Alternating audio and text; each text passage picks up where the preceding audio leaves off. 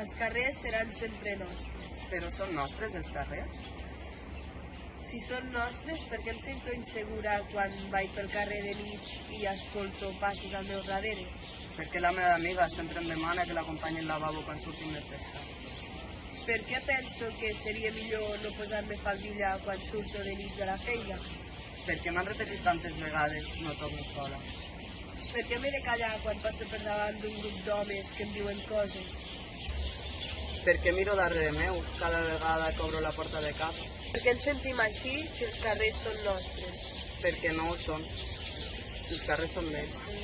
Els carrers són d'ells. Ens deixen utilitzar-los sempre i quan seguim les normes, clar.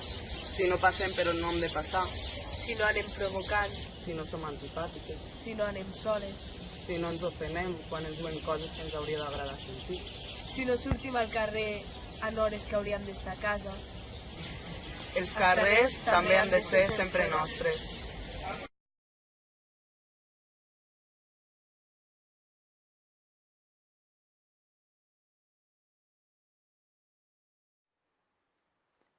No tinc per què somriure't. No tens cap dret a exigir-me un somriure. Que vagi vestida com vulgui no vol dir que em puguis dir el que tu vulguis.